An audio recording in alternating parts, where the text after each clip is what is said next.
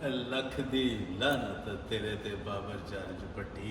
अहे मैं भट्टी हाँ जी।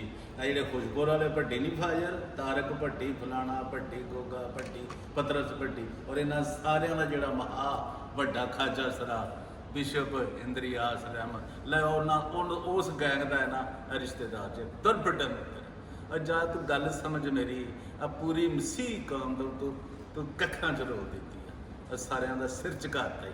वो तू अमरीका दे विच एक बेचारी मंगन वाली नहीं पै गई, वो $20 दे के चुक ली उन्होंने। वो चुक के वो तो शुगर तो गया हरे बेचरे दी आ जनाब, हरे सांदे दी पुलिस मैनू छड़ देगी।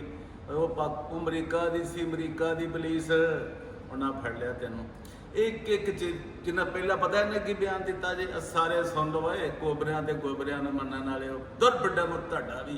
उन्हें पहला बयान दिता है कि उन्हें पूछा तू कि लिए चलिया मंगन वाली, तू इन्नी बेचारी गरीबनी जी लाई $20 धक्का पा के तू पा लिया गड्डी च।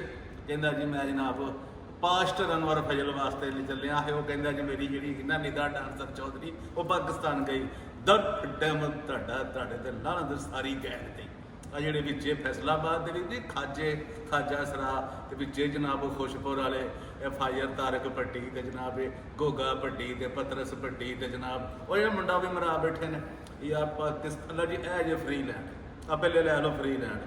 तेरी एक एक गल साढ़े को आ गई, पूरी दुनिया का अमरीकन मीडिया झूठ नहीं मारन दिया ना असीं तेरे ते कोई इल्जाम ला रहे हैं। इल्जाम लाना किहदा काम है? शैतान का। अशताना शैतान तो वध के काम कर दिते। बाबर भट्टी वो जी कोबरे बड़े अच्छे ने जी, यार कोबरे अच्छे ने। हुण पता की लगा लो जी जिन्हों शक है जिथे वाकया होया जी पुलिस के अंडर पुलिस स्टेशन ने इन्हूं घेरिया जनाब $3000 दे के दी बेल हुई जे, जिदा दिल करता पता कर। ये जो फ्री लैंड देन दिया सी है जी फ्री लैंड अल्लाह लाला साहब घर का पादरी प्रीचर उन्होंने फिर भी उन्होंने प्रीचर गया दुरफटा मुत तेरा अय भट्टी बाबर जज भट्टी है जी मैं बड़ा तारक भट्टी का भरावा फाजर का तेन तुहानू कोई गैरत नहीं हैगी। तेन चलिया कि वास्ते वो मंगन वाली बेचारी मलंगनी $20 के पा के उन्हें गड्डी धक्का पा के लै चलिया। वो तो पुलिस का खुदा भला करे उन्हें फड़ लिया। तुहानू मैं फिलहाल दे रहा खबर आ पूरी तफसील सारे खाजा सरा जेडे फैसलाबाद वाला बिशप है इंद्रियास रहमत वह की लगता है तो तारक भट्टी का की लगता, खुशपुर वाले का फाजर का, तो हैनरी पाल का की लगता वह भी भट्टी से। ये तुहानू मैं सारी तफसील दसांगा और तुसीं हैरान हो जाओगे। तो फिर भी तेरे एक बारी पाकिस्तानी की दुनिया के कृष्णा वालों तेरे ते लख दी लानत।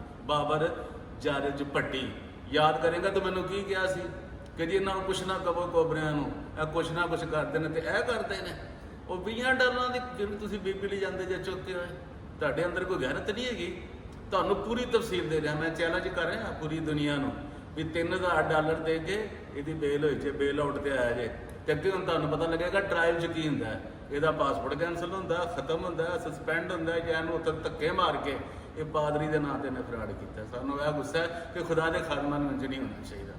तो परवेज़ रोशन हो इजाजत तुहाडे कोल अगे बड़ी अहम चीज़ां मैं लैके आ रहा। Thank you very much.